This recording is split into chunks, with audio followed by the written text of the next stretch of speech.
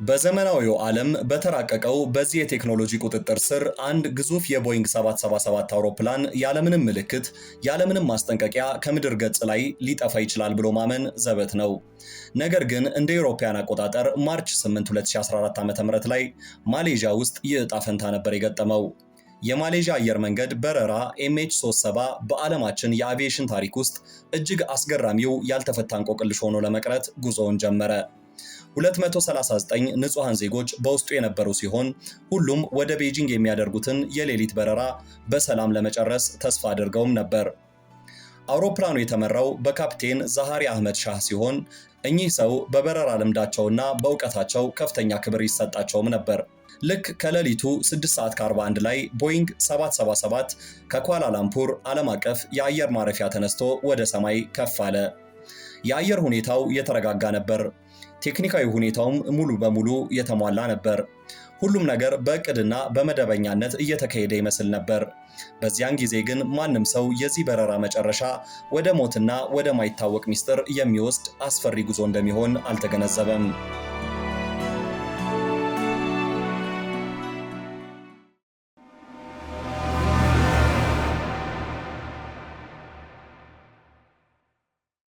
አውሮፕላኑ ከማሌዥያ የአየር ክልል ወደ ቪየትናም የአየር ክልል ሊሸጋገር ሲል መደበኛ የመቆጣጠሪያ ማማ መቀያየር አስፈልጓቸው ነበር።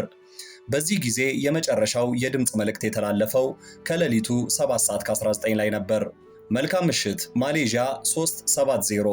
ይህ ከበረራ MH370 የሚሰማው የመጨረሻው ቃል እንደሚሆን ማንም አልጠረጠረም። ከዚህ የመጨረሻው የድምጽ ግንኙነት በኋላም በሰከንዶች ውስጥ አውሮፕላኑን ለሲቪል ራዳሮች የሚያሳውቀው የትራንስፖንደር መሳሪያ ኃይሉ ጠፋ። ይህ ድንገተኛ አልነበረም። አንድ የኤሌክትሮኒክስ መሳሪያ በድንገት ከስራ ቢወጣ ኖሮ የአደጋ ጊዜ ምልክት ማለትም ሜይዴይ ይላካል።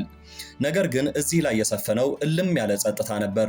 ይህ ብቻ አይደለም፣ የአውሮፕላኑ ቴክኒካዊ ሁኔታም በየጊዜው ወደ ምድር የሚልከውና ለበረራው ደህንነት ወሳኝ የሆነው የኤካርስ ስርዓትም በተመሳሳይ ሰዓት ቆመ። እነዚህ ሁኔታዎች ሆን ተብሎና በከፍተኛ ዕውቀት የተፈጸሙ መሆናቸውን ያመለክታሉ። የሲቪል አቪዬሽን ቁጥጥር ስርዓት በረራ MH370ን ሙሉ በሙሉ ከራዳሩ አጣው።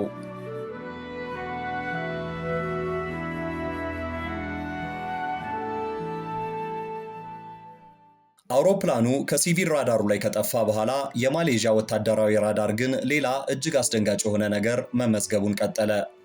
MH370 ወደ ቤጂንግ ከመሄድ ይልቅ ኃይለኛ የ180 ዲግሪ መታጠፍን አድርጎ ነበር። ይህ መታጠፍም በእቅድና በትክክለኛ ዓላማ የተፈጸመ መሆኑን ያሳያል። አውሮፕላኑ ወደ ምዕራብ አቅጣጫ ተመልሶ በመብረርም የማሌዥያን አህጉራዊ ክፍል በሚገባ አቋርጧል። ይህ በረራ የሰው እጅ ከጀርባው እንዳለ እንቅስቃሴዎቹ በደንብ ቁልጭ አድርገው ያሳያሉ።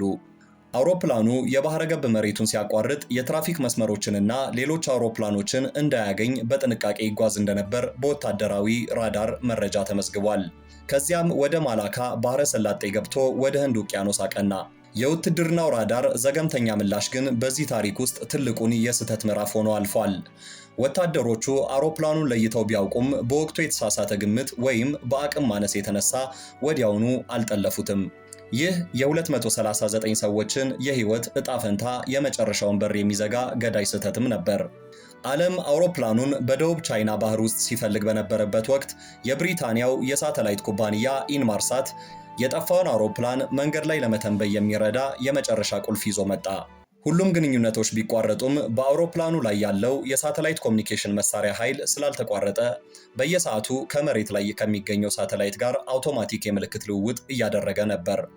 እነዚህ የምልክት ልውውጦችም አውሮፕላኑ በሲቪል ራዳር ከጠፋ በኋላም ለተጨማሪ 7 ሰዓታት ያህል እንደቀጠሉ ተረጋገጠ። ይህ የ7 ሰዓታት ጉዞ የመንፈስ በረራ ተብሎ ተሰይሟል። ተንታኞች የመጨረሻውን የነዳጅ ማለቂያ ነጥብ ለመተንበይ BTO እና BFO በተባሉ ቴክኒካዊ ፍንጮች ላይ ተመርኩዘዋል። BTO ማለትም በርስ ታይሚንግ ኦፍሴት የሲግናል ጉዞ ጊዜን በመለካት የአውሮፕላኑ ርቀት ሲወስን፣ BFO ማለትም በርስ ፍሪኩዌንሲ ኦፍሴት ደግሞ የፍጥነቱንና የአቅጣጫውን ለውጥ በመተንተን አውሮፕላኑ ወደ ደቡባዊው የህንድ ውቅያኖስ እያመራ እንደነበር አረጋገጠ። ይህ አስገራሚ መረጃ ሳይንቲስቶችን ወደ ሰባተኛው ቅስት ማለትም ሰቨንዝ አርክ በሺዎች ኪሎ ሜትሮች ርቆ ወደሚገኘው የሞት ቀጠና መራቸው።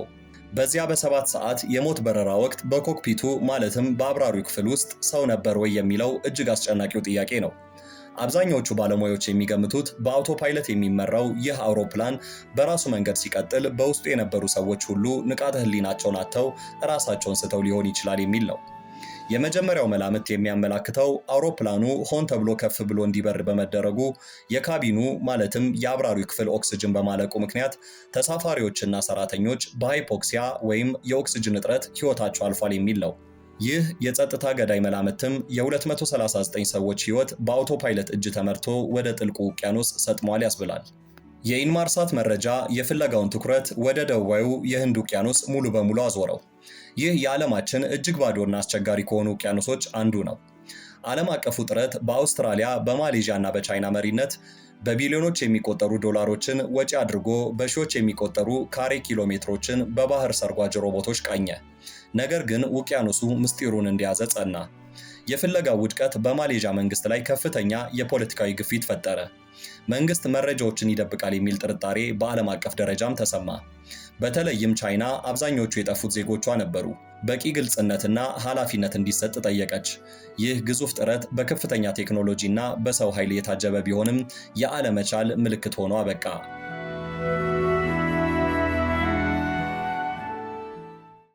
ከሁለት ዓመታት በኋላም በአስገራሚ ሁኔታ የአውሮፕላኑ ፍርስራሾች ተንሳፈው መጡ።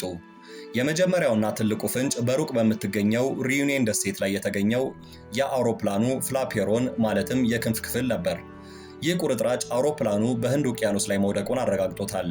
ሌሎች ፍርስራሾችም በተለያዩ የአፍሪካ የባህር ዳርቻዎች አካባቢ ተገኙ።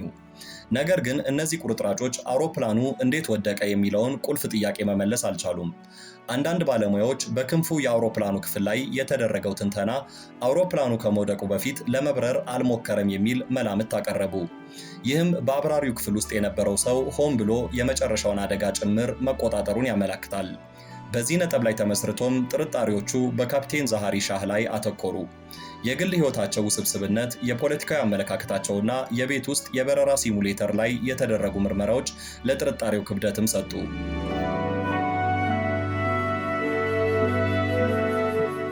የበረራ MH370 ታሪክ በሰው ልጅ የአቪዬሽን ታሪክ ውስጥ ትልቅ ሚስጥር ሆኖ ቀጥሏል።